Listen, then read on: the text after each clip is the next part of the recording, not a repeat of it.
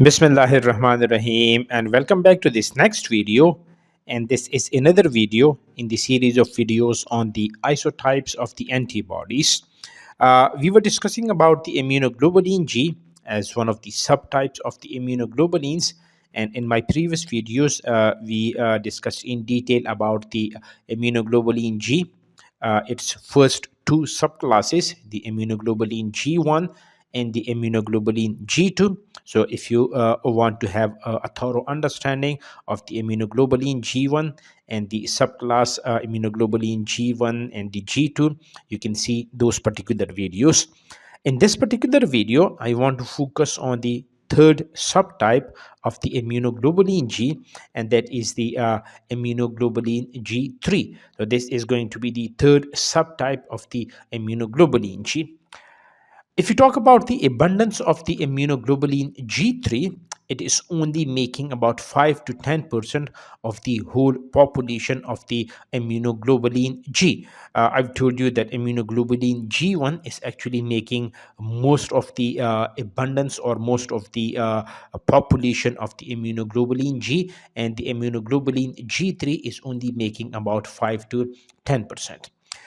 One of the important properties of the immunoglobulins, they are the glycosylation phenomena. And when you talk about the immunoglobulin G3, they are going to have this biantennary complex glycan structure, which is actually attached at the asparagine 297 position of the immunoglobulin G3. So, what this term biantennary means? In my last videos, I've told you that you are going to see this antenna-like structure. This is one antenna-like structure. This is another antenna-like structure. So we are actually using this term antennary to represent this structure. As they are two in number, therefore we are using the term biantennary, because this bi actually refers to two. So you are going to see this biantennary complex when you talk about the glycosylation of the immunoglobulin G3. If you look at over here, you've got different types of the carbohydrates over here. For example, this one is the N-acetyl neuraminic acid. These purple one, these are the N-acetyl neuraminic acid. And when you talk about the immunoglobulin G3, you are actually going to see a very high concentration of the N-acetyl neuraminic acid in the immunoglobulin G3.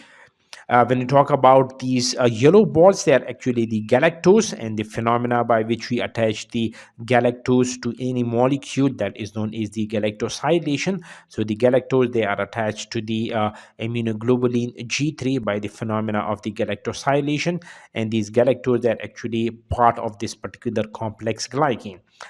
Thirdly, you can see over here these green balls, they are representing the mannose structure over here, and you are going to actually see a high mannose content when you talk about the biantennary complex glycan of the immunoglobulin G3. This one is these blue, you can see squares over here. They are the N-acetyl glucosamine, another component of this biantennary complex glycan. And this one, these red one, they are actually the fucose over here. And the fucose, that is, you can say, usually very lower in quantity when you talk about the immunoglobulin G3, and you compare that with the other subclasses of the immunoglobulin G. Now, the immunoglobulin G3 that have got a very long hinge region. So, for example, if you talk about the immunoglobulin G3 of the human beings, it actually contains about 60 amino acid, and this long hinge region, this is making the immunoglobulin G3 very flexible over here. The immunoglobulin G3 is a very strong activator of the classical complement pathway, because this long hinge region is actually providing an optimal binding site for the first component of the classical complement pathway, that is the C1q. And as the C1q has a very strong affinity, it has got a very strong interaction with the immunoglobulin G3. Therefore, the immunoglobulin G3 is a very strong activator of the classical complement pathway.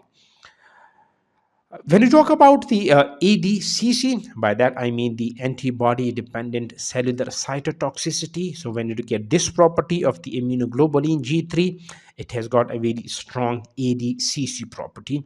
And there are many reasons for this. One of the reason is they have got a very long hinge region. This is one of the property that is actually making the immunoglobulin G3 a very strong ADCC activator. Secondly, they are very flexible in nature, and the reason is very obvious because of this long hinge region, the structure of the immunoglobulin G3 that is very flexible. They have got heterogeneous glycosylation and the lower fucosylation. So all of these properties, the long hinge region, their flexibility, the lower fucosylation of the immunoglobulin G3, that is making the immunoglobulin G3 to strongly bind with the Fc gamma receptor, which you are going to see on other immune cells like the neutrophils, for example, and hence its capacity to mediate the ADCC. So this is the immunoglobulin G3 is a very strong activator of the antibody dependent cellular cytotoxicity. Let us talk about the placental transfer of the immunoglobulin G3. In my previous videos, I've told you that the immunoglobulin G1 is the immunoglobulin which is actively transferred from the mother to the fetus through the placenta. But when you talk about the immunoglobulin G3 and you compare that with the immunoglobulin G1, the immunoglobulin G3 is weakly transferred through the placenta. And there are reasons for this. One of the main reason is some kind of the substitution in the structure of the immunoglobulin G3. For example, if you look at the immunoglobulin G1, in its CH2 domain at position number 236, you are going to see a proline. Now that proline is replaced by serine in immunoglobulin G3. So you can expect at position number 236 a serine in the immunoglobulin G3.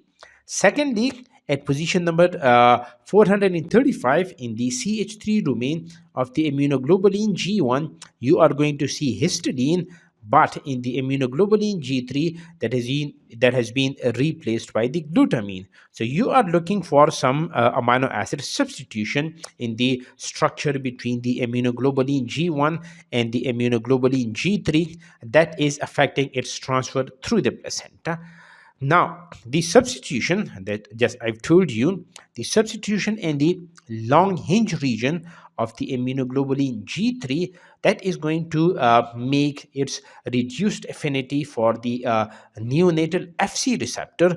And when they have got a reduced affinity for the neonatal Fc receptor, their transfer through the placenta that is affected. So the immunoglobulin G3 is weakly transferred through the placenta from the mother into the fetus.